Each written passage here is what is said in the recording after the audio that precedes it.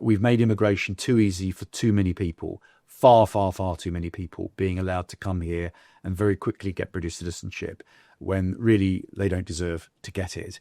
So we need a radical reform to our immigration policy. People that come here illegally cannot stay. They should be deported as fast as possible and should be detained. I've argued for this for a very long time. They should be detained and then deported. Andrew Rosindell is the latest Conservative MP to defect to reform. But what is it that pushed him over the edge? I'm Emma Trimble and this is GB News Originals. Let's start right at the very beginning of your political journey. Of course, you have recently defected to the Reform Party, but you were a Conservative MP for 25 years.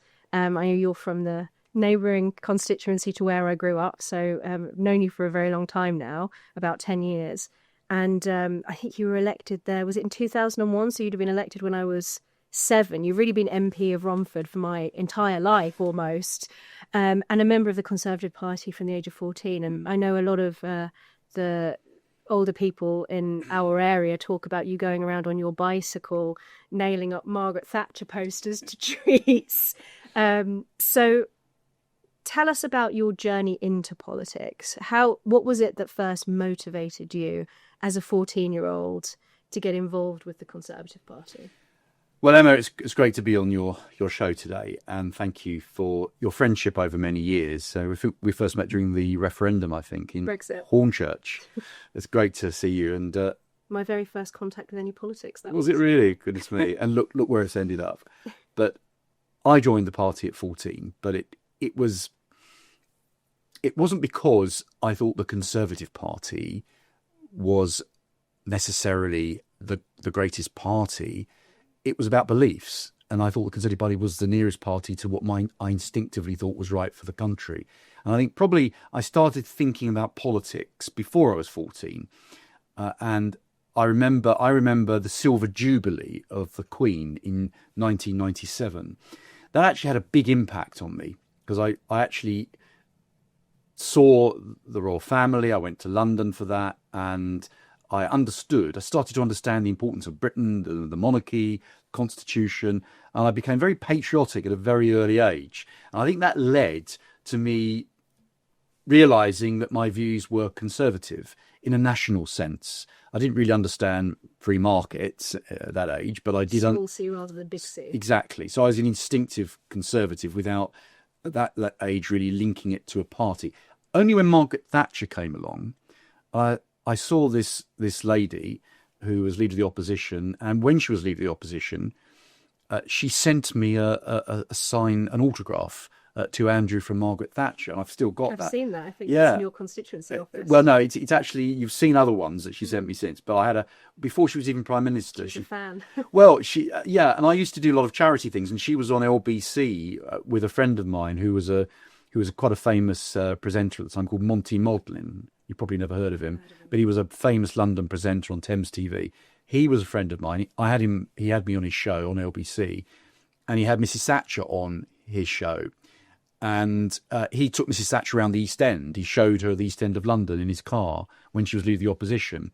And they became very close friends, even though he'd previously been a Labour councillor, but he was completely sold on her. And he told her about me, and she sent me a nice note. And ever since that moment, I can imagine, I was like 12, 13 to get that from Mrs. Thatcher, who then went on to be Prime Minister. So when Mrs. Thatcher was elected in 79, Monty had me on LBC on the evening programme, literally the weekend Mrs. Thatcher was elected. And I was already sold on her, but I hadn't joined. How old would you have been at that time? So this was 79, so I was 13. And I was on LBC on his show. You did start early. I did start very early. And so I was absolutely sold on her. And I then decided that I would join the Conservative Party because I contacted Central Office at the time and I asked for a poster of Mrs. Thatcher. And they sent me this big cardboard tube with this wonderful poster of Mrs. Thatcher. I think you were going to say a cardboard cutout. No, it was a poster. And inside there was a membership form.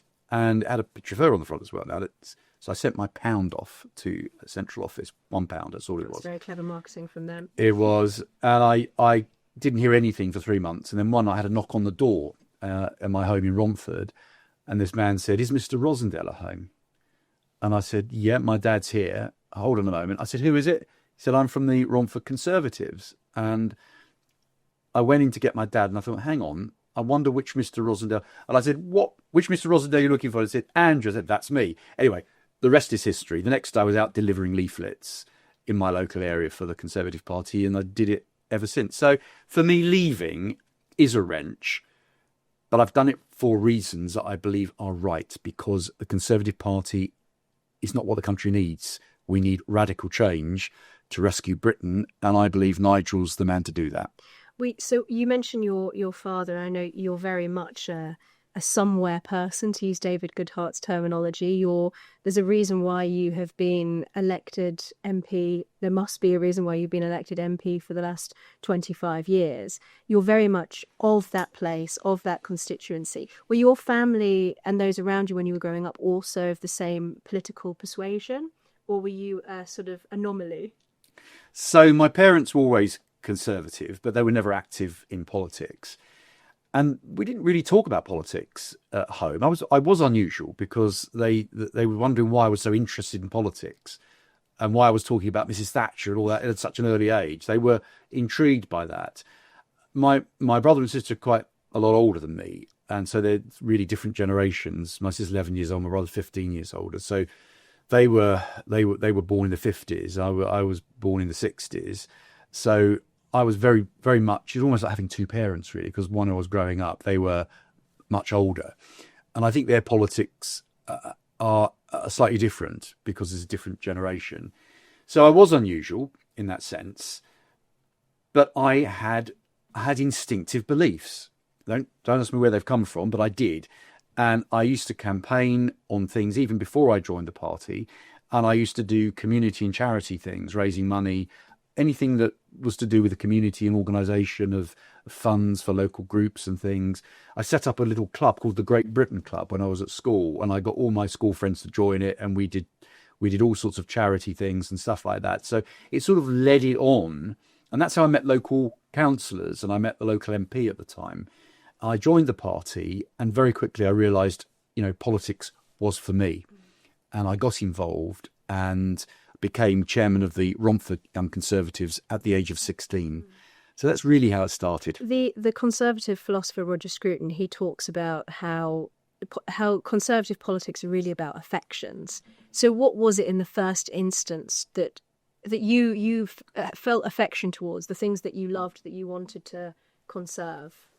So my father was an officer in the Royal Air Force in the Second World War. So I grew up with lots of stories of, I didn't talk about it all the time, but we talked about his time in the Royal Air Force and the Second World War. My mother and father were war generation, so they lived with that for their whole lives. And my grandparents lived during the First World War, so both my grandfathers were in the army in the First World War. My dad was in the Royal Air Force Second World War.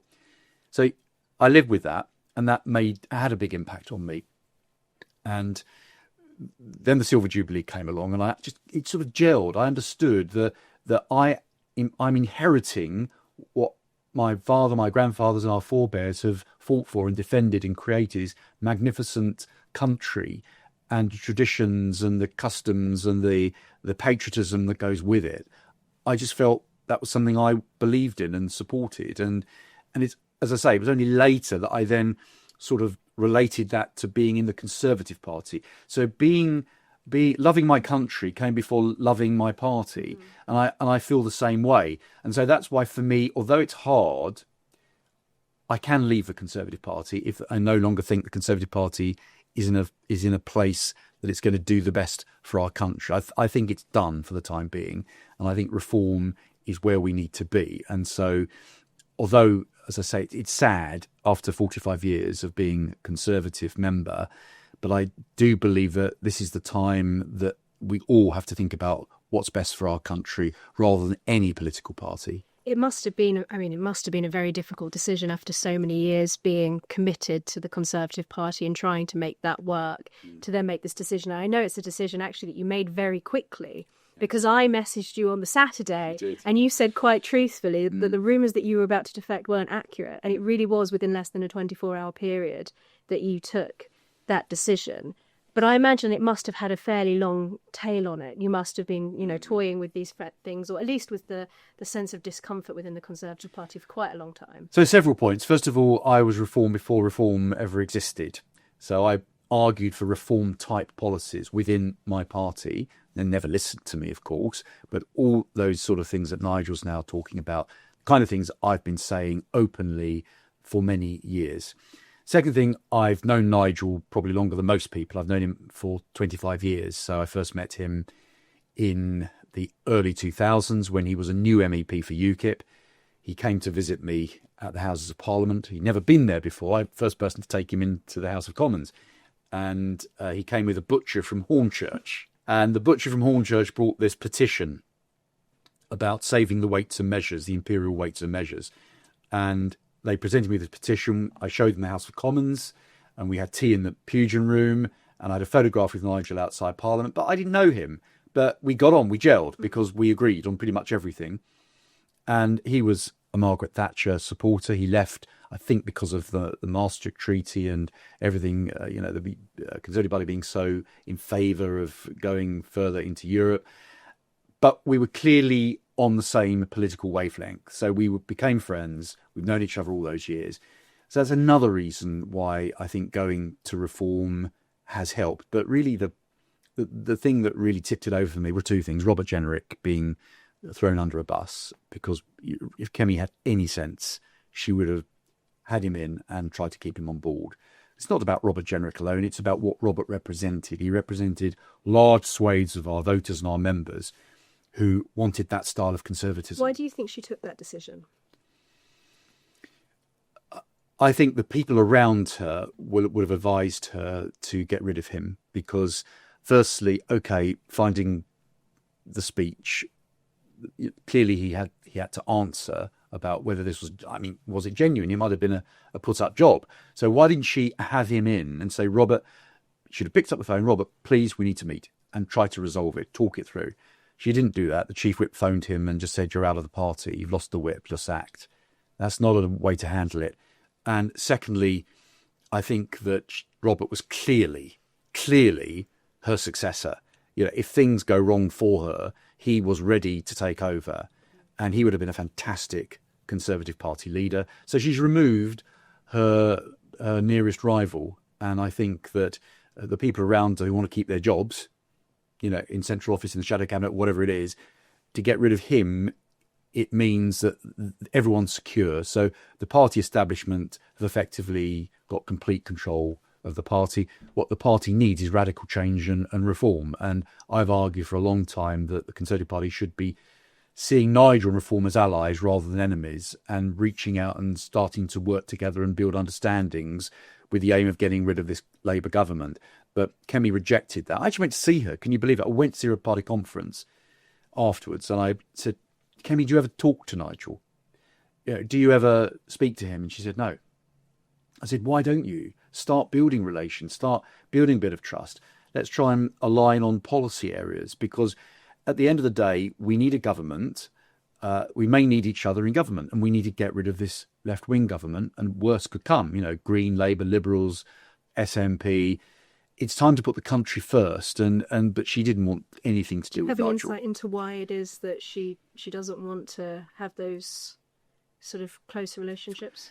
I think the party establishment, my perception of this is that they believe the Conservative Party should be in government. We are always going to come back.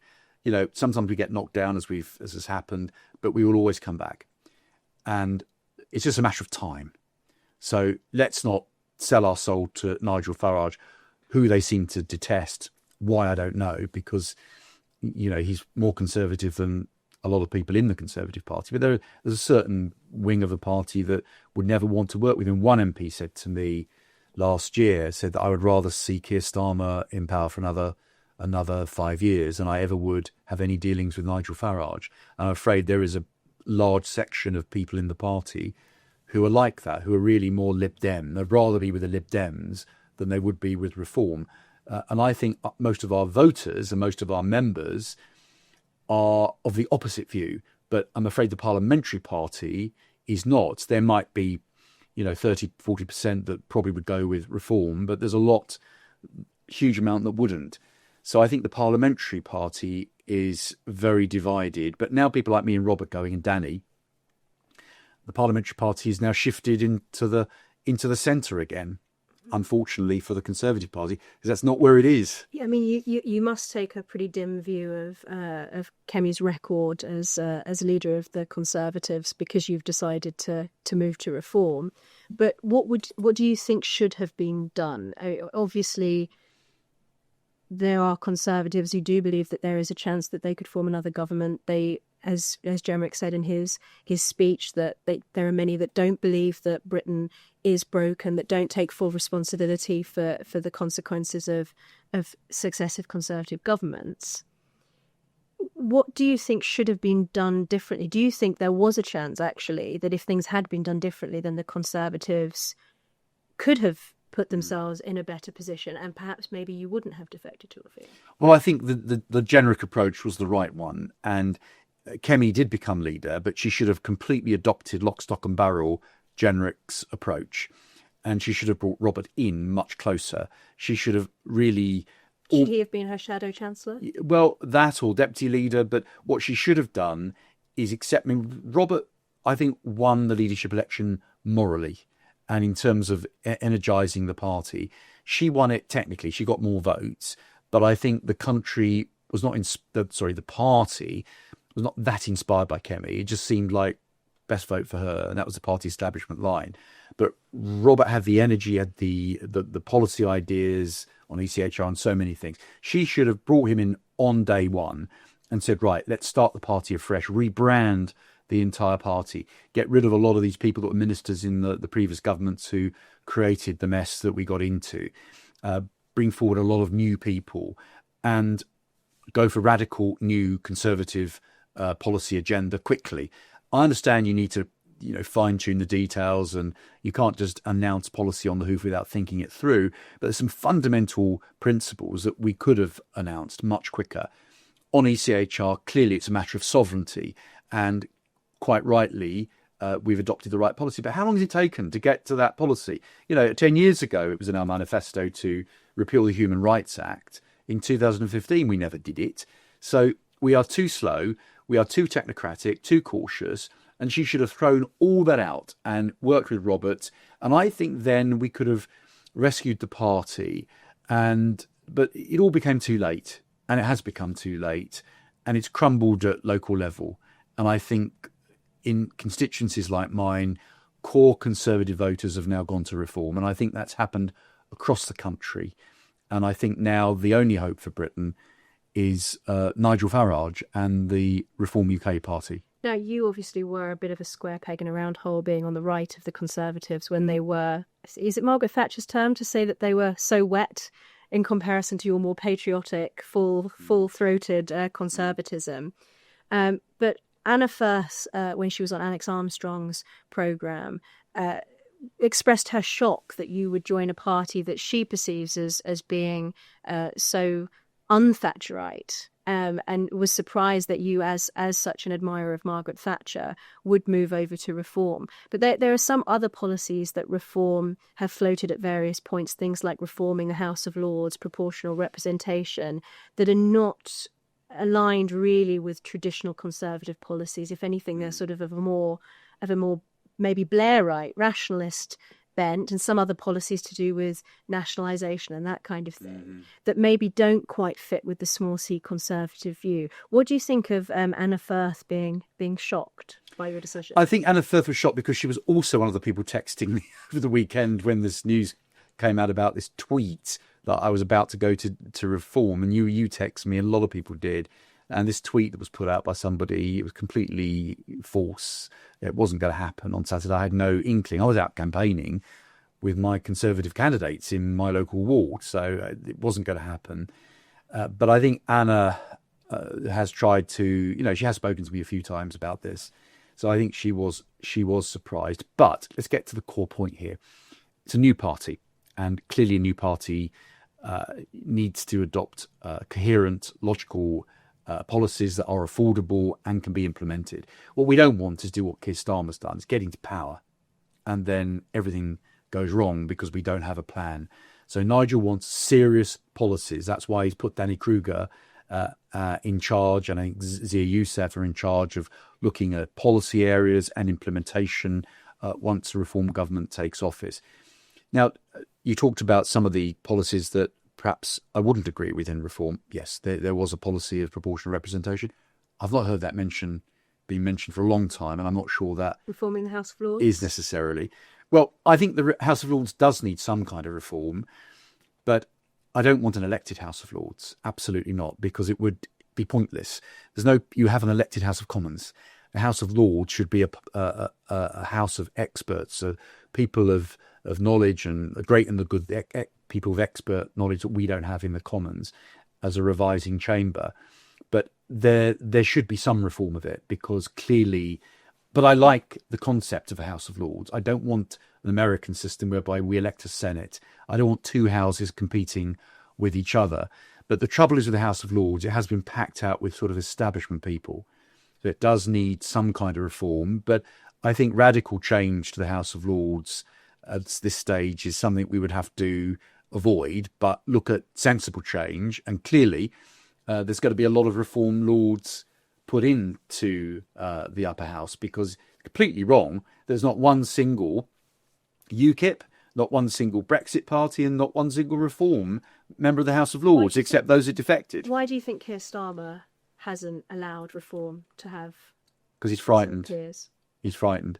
They're all frightened. Why did Boris not give Nigel a peerage? Why did Boris, after Nigel stood down his Brexit party candidates in 2019 against all of us, why didn't they say to Nigel, come into the Conservative Party? Why didn't they bring the right together then, when Nigel helped the Conservatives to get this huge majority in December of 2019? They're frightened. Do you know why they're frightened? Because Nigel is head and shoulders above most of these people. He speaks from the heart. He speaks with passion.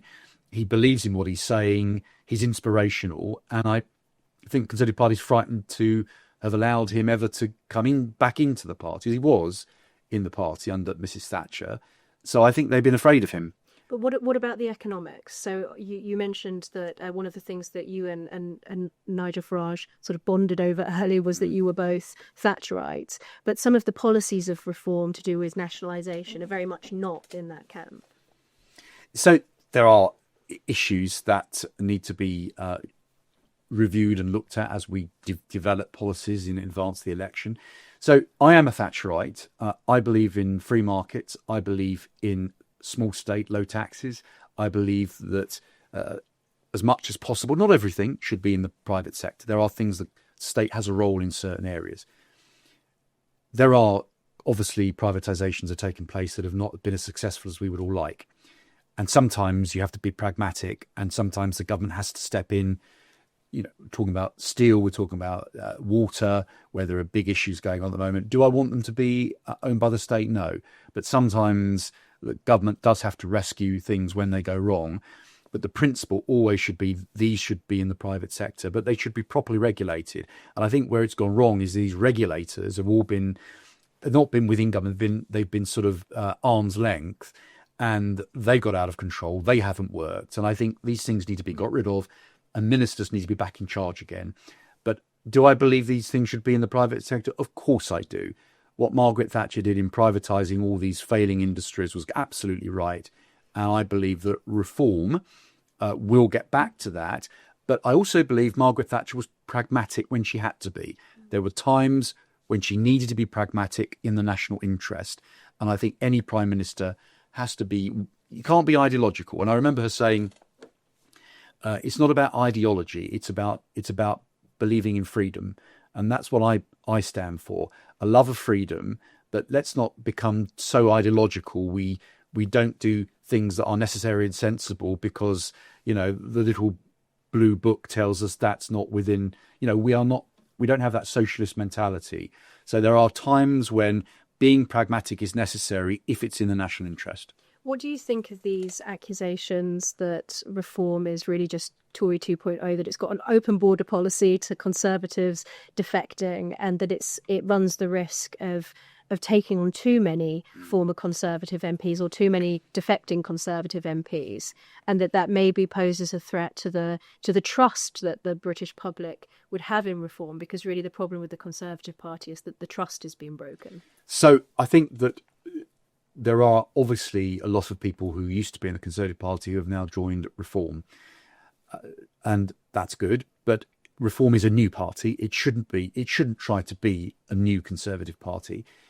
What I think it needs to do is combine the Thatcherite Conservative Party with the blue Labour, if you like, the people who patriotic Labour voters who were Brexit voters and who love their country, but who believe that, they've come from working class backgrounds, and, they want to see a fairer society for people that perhaps, are not as well off as others. And that's absolutely right. And that's what Margaret Thatcher believed in. She freed up this country to allow the man in the street to own shares, to own their council house, and to be, have low taxes, and to be a small business men, and to give them incentives to work. And I think that's the kind of approach we need again. So I think this can all be brought together. But I think the Labour Party is no longer a party for the working class people. It's a woke, city-based, left-wing liberal, eco-fanatic. All these things, which I think the core Labour voter doesn't like. They're not for the norm, the down-to-earth working class Labour voters anymore. And I think the red wall areas, they all need to now come to Reform. So that's very interesting, because I think it's obviously there's rumours of a Labour defection on the horizon. I wonder whether your constituency in Romford is a very good example of this. I think Havering in itself is a very Brexit heavy place, one of the highest Brexit percentages in the country, 70%. And really the red wall of London in a sense. There was this great realignment that people were talking about in our politics around 2016 until COVID came and sort of thwarted that realignment from occurring in our politics. It sounds as if you're really saying that Reform isn't left or right as such. It's not Conservative, Labour aligned in any traditional sense, but it belongs to a new alignment in our politics that encompasses aspects of both. I agree with that. And I think it's people who want to see Britain as Britain again, rather than a United Kingdom that is just part of a global blob, if you like, where we're just following global opinion and being globalist approach to things. I think if anything, I think Reform is a national party. It believes in the nation, believes in our traditions, our heritage, our customs, our laws, and believes in freedom, believes in people being free to choose and do what they want to do and live their lives and not be sort of bound up by state bureaucracy. And I think that is a message that resonates. I tell you what, even some Liberal Democrats, actually, or Liberals, they vote Liberal. I've even spoken to Liberals who say we like this message. So I think the Reform is bringing people in from all angles. And I think it's so refreshing. It's refreshing to be able to think differently, to say different things and not be afraid of, being told off for having an alternative opinion and not following the party line, and actually having proper debates about these things. A bit like GB News, you can debate things, express your opinion and not be closed down. And I think that is what Reform is like. And I think working together, we can develop a fantastic new agenda for Britain. And I think we can bring people with us from all political spectrums. Now, one of the things that you have cared very deeply about, whether it's in relation to Brexit or in relation to the Chagos Islands, is sovereignty. Chagos has been a very big deal for you. What do you think of the way that the Conservative government, when it was in power, and also the Labour government now, is dealing with issues of national defence? Because I know that you, in other interviews that you've done, you seem to have expressed some concern over Donald Trump's decisions around Greenland and some of the things that he's been saying about that. Do you think a different line needs to be taken when it comes to national defence in relation to China and Russia and this kind of thing? Because you have been very involved in foreign affairs related policy over the years. What do you think reform should be doing in that regard? And what do you think of the way that things were dealt with by the Conservatives and are currently being dealt with by the Labour Party? So, sadly, I've always been rather disappointed in the Conservatives' approach to areas of foreign policy. Although I've been very involved in it, in recent years we've become extremely mushy in foreign affairs and failed to really stand up for Britain around the world in the way we should have done. The Chagos Islands could not be a better example. Now, nothing compares to the atrocious deal, the absolute surrender deal that Labour have come up with over the British Indian Ocean Territory, handing the Chagos over. But it started from the Conservatives. Now, I've been raising this for years. I think I was probably the only Conservative MP raising this and arguing that this whole policy of allowing Mauritius to take control of the Chagos Islands, which, by the way, was never part of Mauritius, and ignoring the will of the Chagosian people was wrong. And it was never our policy to give the Chagosian people self-determination. And in fact, 10 years ago, Sir Alan Duncan, in an answer to an urgent question from me in Parliament, said that he didn't believe, or the government, the Conservative government, didn't believe that that self-determination applied to the Chagosian people.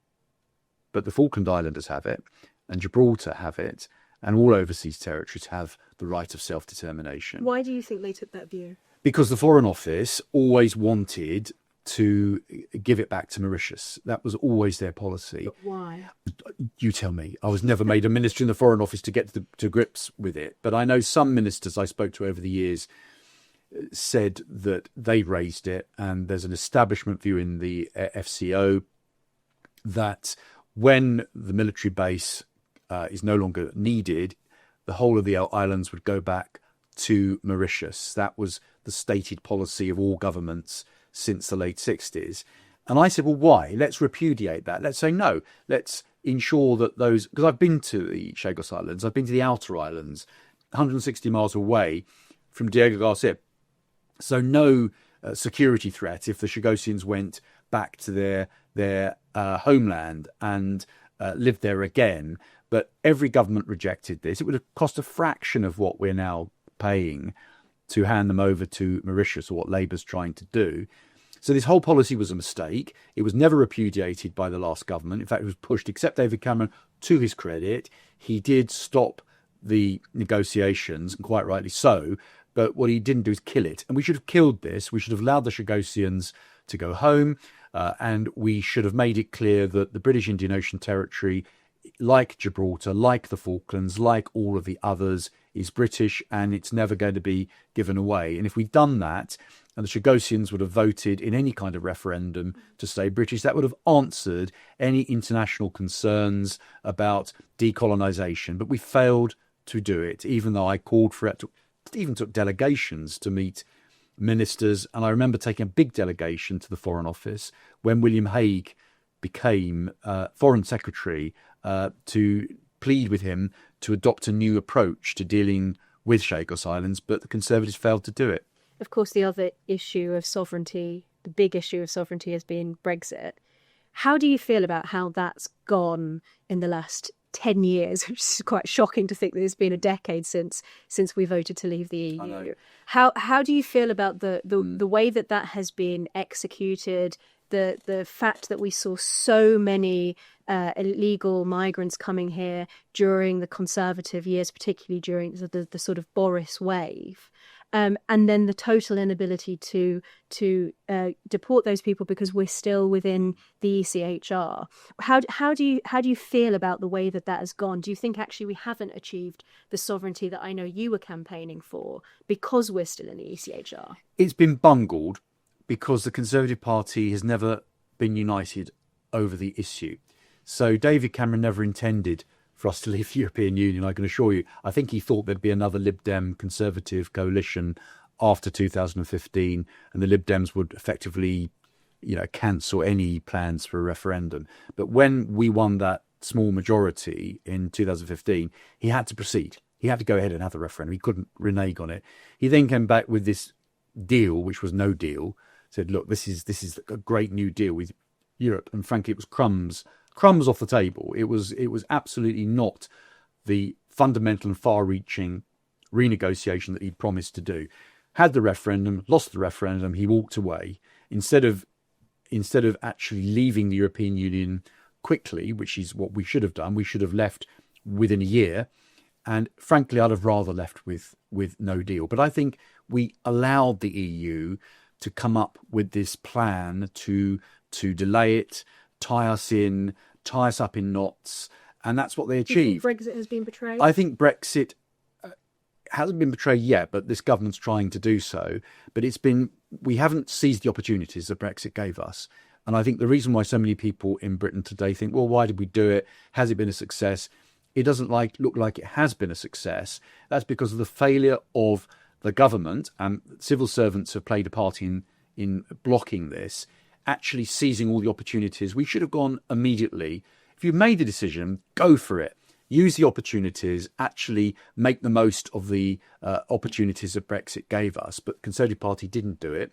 Theresa May got elected as party leader on the platform of Brexit means Brexit. Do you remember that?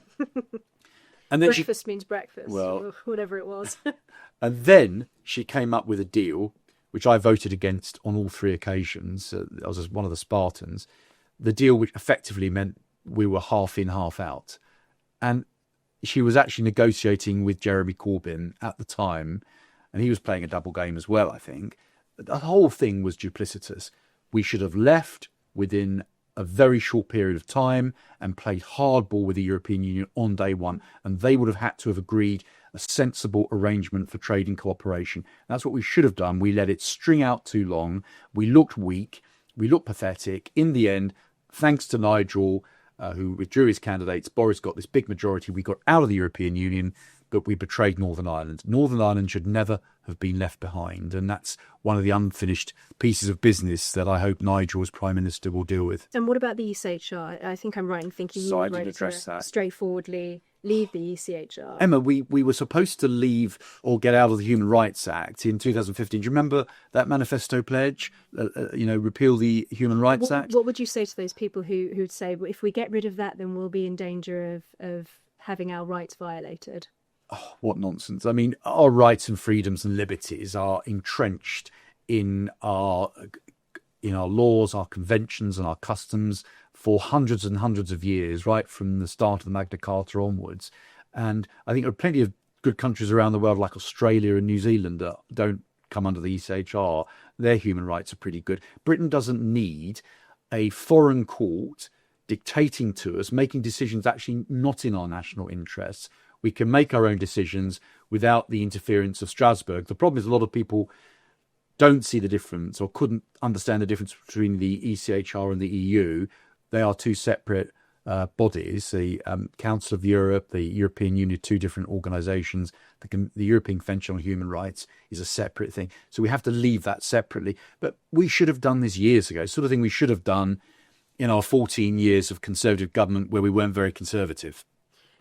On the question of deportations, obviously one of the arguments for leaving the ECHR is that it's forcing us to keep people here on ridiculous bases, like the claim that someone's son doesn't like chicken nuggets in other countries. What's your view on the question of deportations? I presume that you would want to deport those who have come here illegally. Would you give asylum to anybody who came here illegally? Would you deport more than just those who'd come here illegally and maybe those who have come and immediately been dependent on the state and have never contributed anything to British society? What's your stance on how we should deal with that issue? So coming into this country and becoming a British citizen is something that should not be easy to do. It should be a badge of honour to get British citizenship and something you have to earn over a very long period of time and prove that you are loyal to this country, you're part of British society. we've made immigration too easy for too many people, far, far, far too many people being allowed to come here and very quickly get British citizenship when really they don't deserve to get it. So we need a radical reform to our immigration policy. People that come here illegally cannot stay. They should be deported as fast as possible and should be detained. I've argued for this for a very long time. They should be detained and then deported. People that come here legally to work, once they've done the work, then they should go back. They shouldn't have a right to stay. Of course, those who do stay and are here for a very long period of time and have proved themselves, there should be a route for people to become British citizens, but it shouldn't be just an easy thing to do. We've made it far too easy. Our population has grown beyond a position that we can manage. We don't have the public services to deal with it. It should be something that we only have the very best and the people that come here that really want to be part of British society. And I just think we let the whole thing go. And so a radical change to our entire asylum and immigration policies needs to be brought in. What about the ongoing problem that we face with Islamist extremism? I know that you were, I think, good friends with Sir David Amess, who was the victim of one of these Islamist extremists. And the response after David Amess was murdered in Parliament was to focus everything on social media rather than focusing on the problem of Islamist extremism. And we've seen in recent years a lot of kowtowing from police forces to the threats of disturbances within Muslim communities. Only this week, I see that the Met Police have yet again banned a UKIP march in Tower Hamlets. This time it's not an explicitly political march, but they've billed it as a walk for Jesus, and they have banned that because they're afraid that it'll provoke the Muslim community. How do you think that the government, the present government, but also potentially future reform government, should be dealing with this issue of not just Islamist extremism, but I think rising concerns around sectarianism? So there has to be zero tolerance to those people that are undermining our way of life and are threatening the security of the British people. Yes, I was a very close friend of David's. I knew him since I was a teenager. He was a great inspiration for me because I saw what a fantastic MP he was, how hard he worked in Parliament and how dedicated he was to his constituency. I learnt a lot from David. So to lose him in such horrific circumstances has impacted all of us, especially me and those who were close to him. And in his memory, there should have been lessons learned. And one of the things I've called for is there should have been a proper public inquiry into how this happened. His daughter has been pushing for and been constantly rebuffed. Absolutely. And her and Julia, Lady Amess, very rightly so, deeply, deeply hurt that the previous Conservative government didn't immediately have that inquiry, and Keir Starmer's rejected it as well. Why do you think they didn't? Why do you think she is being continuously rebuffed and they seem to be so reluctant to do what is obviously the right thing? I don't know for sure, but I do fear, as you've alluded to earlier, that there is in this country a feeling that we don't want to inflame things. We don't want to upset people who are of the Islamic faith. We should actually do the opposite, because I think vast majority of people of the Islamic faith are not bad people. They're not evil intentions. But sadly, there are clearly Islamists within our society who want to really undermine our way of life and impose an alien culture, an alien approach to life on us. And that has to be fought back. So we have to fight back against that. And so I think that the establishment in this country have allowed this to go on for too long, and they seem afraid to fight back against it. And I think we have to now. If we care about Britain, our culture, our traditions, our Christian heritage, we've got to defend it. Because if we don't defend it, we'll lose it. And that's another reason why we need a radical plan to rescue our country from these threats. And I think Reform are committed to doing that. I think the Conservative Party are always late in coming to the right conclusions. on everything you look at, the Conservatives take far too long. We need to be ahead of the game, and the Conservatives were always catching up on where we really need to be. Nigel's always been ahead. He's always seen where it's going and has always had the right vision for the country. And that's really fundamentally why I'm now a member of Reform, because I believe the country needs to be protected, defended. We need radical change. And we need to go with the grain and the traditions grow with the grain of Britain and the traditions of our country. And I don't believe the Conservative Party is up for that fight, but Reform is. Well, let's finish on that point then that you make about the importance of Christianity. How fundamental do you think Christianity is to our political culture? To how central should it be to our public institutions and the way that we think about politics and the sorts of things that we choose to defend? It should be absolutely central to everything, because the Christian heritage of these islands, it is affected entire history. The crown, on the top of the crown is a cross, and the king is the head of the church. He's the defender of the faith. Our laws, our customs, our traditions, foundations of our society are based on Christianity, and we must defend that and protect that. All religions and denominations should be equal under the law, and there should be freedom of religion, and the Christian faith protects those who have other beliefs.